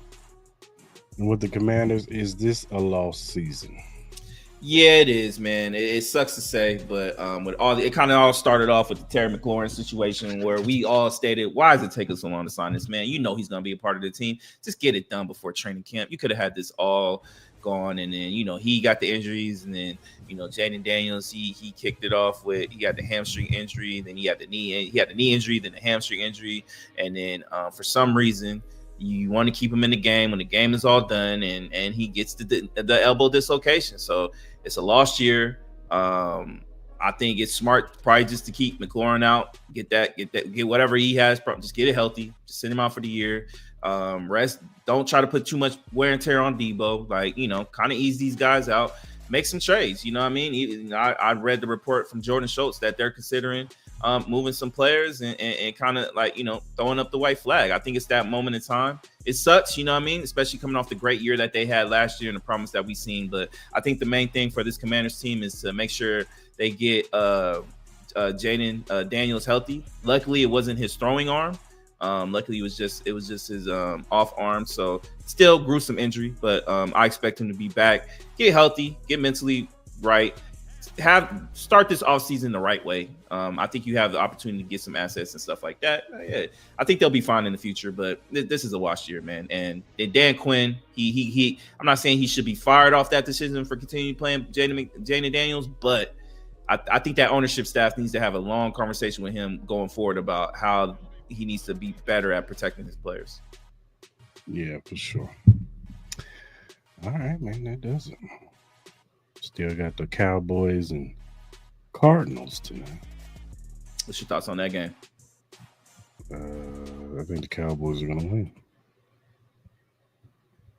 I think the biggest storyline, I think it's weird, the situation with Kyle Murray. I think that situation is weird. They sick of him. They sick of the dude. Then trade him. What are we doing? Don't say he's questionable and to be like, oh, we're gonna have him in some packages. I'm like, bro, he could probably play right now, but you choosing not to. Like, who you gonna trade him to? I think there's a slew of teams that would be open to it. I think it'll just be a lot easier in the offseason. So I think that's why it's highly unlikely. But some of the names that I could see the Dolphins being in that, depending if they like what they see in the draft. I could see my Raiders. I could see the Steelers, depending on what Aaron Rodgers decides to do. I think there's a slew of teams that would be interested in Kyler Murray. For sure. We shall see. Kyler to the Raiders. I support my boy. That's your favorite. I like Kyler, man. I like Kyler. I know he has his ups and downs, but I still try to root for my man. I'll be trying, man. Just like Bryce Young. I like Bryce Young, but I know. Look, I know they're not the. You certainly got a type. I'm just saying they're better than Geno. Like, you know what I mean? Look, man, I've been in a bad quarterback relationships, bro. Come on, man. You like them dudes that can't see over their offensive line. No. I'm not saying they're my favorite quarterbacks in the league. I would say my favorite quarterback in the league right now is Lamar Jackson. He's probably my favorite quarterback, and then second would probably be it was Jaden. I love Jaden. Jaden is probably my second favorite. For sure. Did you hear that Javonte Davis is being pulled from the fight?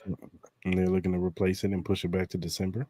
They need to just act like that. Jake Paul aura is gone, man. And as far as like, the name that they said could be a possibility. I saw Terrence Crawford. I saw Andre Ward. I don't want Andre Ward to. I do. Whoop his ass, Andre. If it's gonna be a real fight, then yeah, I would love to see that. But if it's just gonna be like a political stunt, I don't want to see Andre do that. Like, get your money though. Get as much money as you can. I'm not mad at that. I don't think it'd be a political stunt. I think Andre would go in there and try to whoop his ass. I hope so. If that's the case, then yeah, I would love to see that. As far as Javonte Davis goes, man, this is a fall from grace, man. It's been there for a while. He wanted to leave boxing. He was trying to get a big ass payday to kind of ease him out. My question is, does this make him come back and actually fight real boxers again? Because I think he's gonna need the bread. He gonna need the bread sooner or later. So you better get them them hands ready for Roach if he wins this fight coming up in December. Because that's the fight that people are gonna be playing. He got legal issues right now. No, he do. But I think this makes it more likely that he's gonna have to come and continue boxing. He's gonna have to come and do it because he was trying to get that last payday so he can kind of like take years off and then maybe come back when he's like 30 something and try to do like a comeback fight. I saw the writing on the wall, but I think this makes it the point where handle your legal issues. He's probably gonna be off for another year, and then see what the temperature's like in some of these weight classes and go from there. So I think at that time Shakur Stevenson will be at the top of the food chain, and he'll probably try to go after that. So that's what's gonna happen. And then, are these reports of Errol Spence retiring? Is that true? I don't know. I saw somebody tweet it. I don't know. I've been looking for it. I haven't found anything else, but hopefully that's not true. I want him to take that Charlo fight. Yeah. We shall see. Play. Is there a fight? Ain't there a fight this weekend? Yeah, Victor Ortiz and Victor Ortiz, and then yeah. What is that on? Is that on DAZN? I think that's PBC. PBC? Is that pay-per-view? Is that a pay-per-view fight? I think it is. Okay. For sure. I definitely want to watch that fight for sure. Where's that at? Is that like where's the fight at? Like New York or something? Probably. Or is it? It's not out here, is it?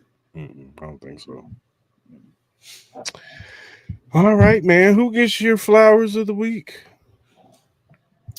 Flowers of the week.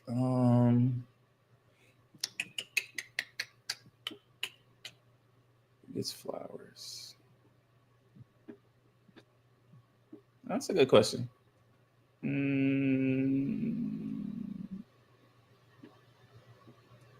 don't know. Man, shout out to everybody who celebrated Halloween, man. I saw some dope ass Halloween costumes and stuff like that.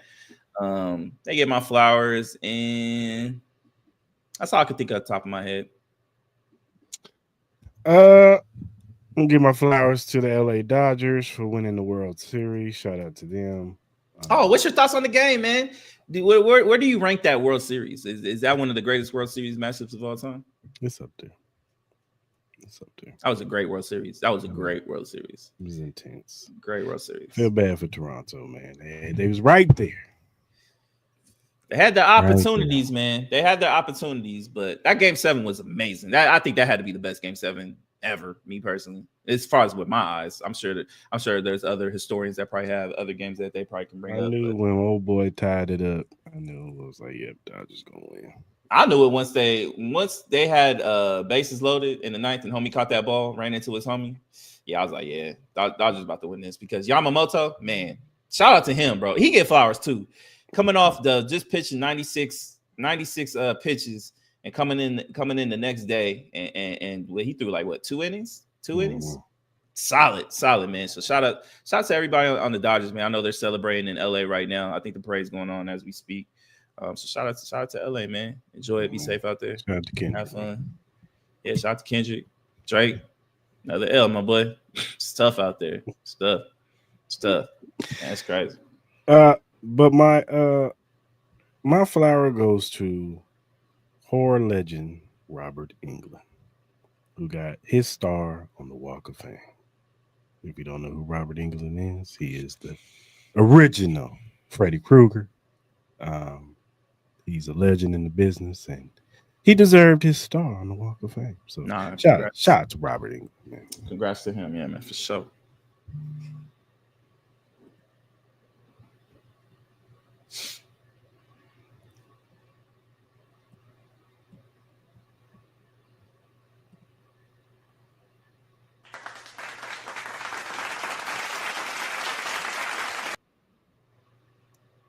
All right, man. Who gets your hell now? Oh man, I got 2.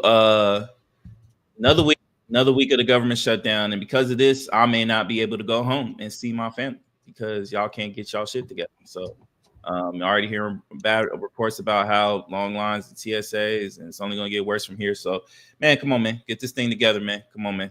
I would love to go home, but it doesn't look like that's gonna happen. So that gets a hell nah. And then last but not least, ESPN and YouTube TV.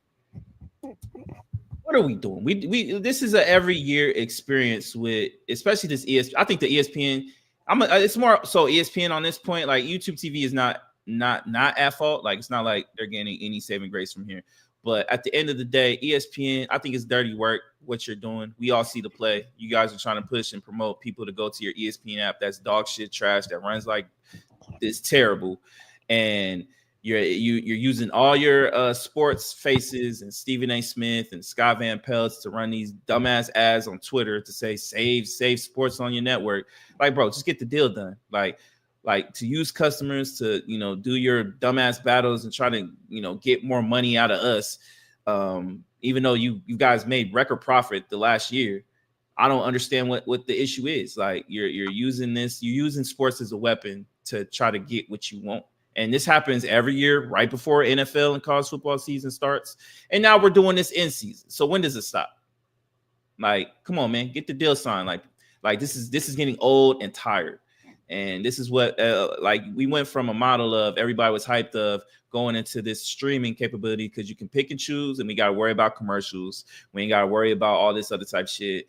And now it's at this point, it's better just to have fucking cable at this point because then we won't have to worry about this shit. Now it's like now streaming is even way more expensive. Now you put commercials on streaming, you got to pay to not have that. I'm like, what are we doing? This is terrible. Get the signed deal. I'm not going to be able to watch Monday Night Football. I'm not going to switch services. I'm tired of canceling and uncanceling, and I'm not doing that no more. I'm not doing it. I'm going to watch my Laker game. Whatever fuck happens in that Cowboys Cardinals game, can eat a dick. I do not care. I'm not doing none of that. I do not care. Man. I don't care. I'm not doing this no more. And I think people should stop trying to finagle their way to try to watch these sports because it ain't that important, bro. Make your voices heard. Stop complying to this shit and stick with what you got, or just cancel it all completely because it ain't worth it, man. This is every year experience that I've dealt with the streaming shit. Yeah.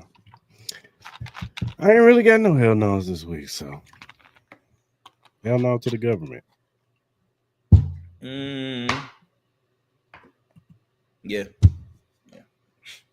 Oh my God, bro. Oh, hell no, man. What the fuck, man? Get your ass on, boy. You get your goddamn ugly ass on. Oh my God, bro. I tried to lace him up, Mark. He didn't want it. What happened? Talking about you, man. Oh, with the yeah, nah, at this point I'm probably gonna head that way, but I'm not gonna put my shit on wax and have the whole world hear that though.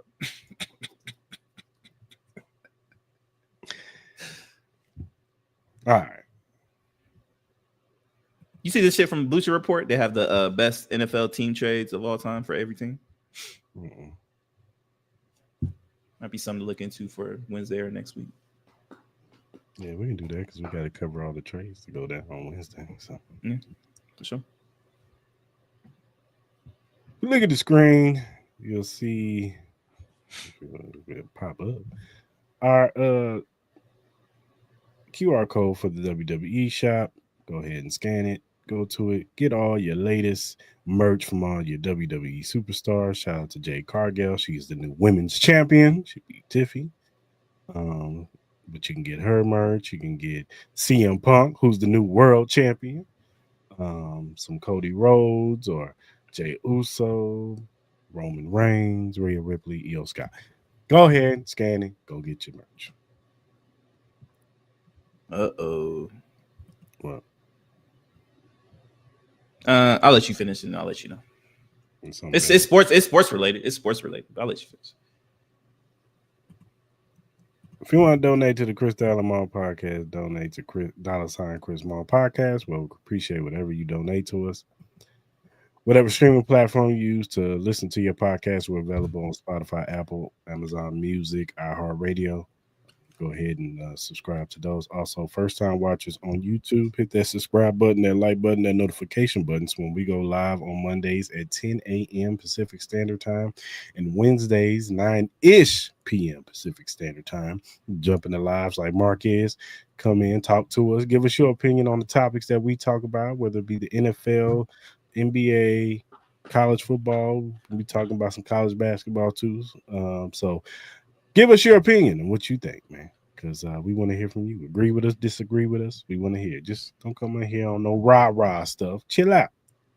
Let's have a good conversation. Subscribe to the channel.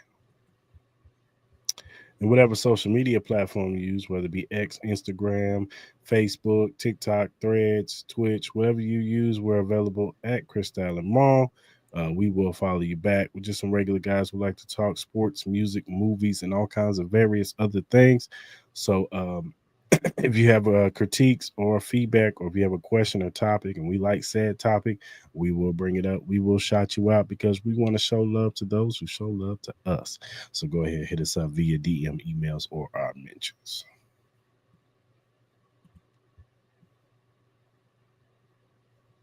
All right, what's going on? Well, we got two little things, two little updates.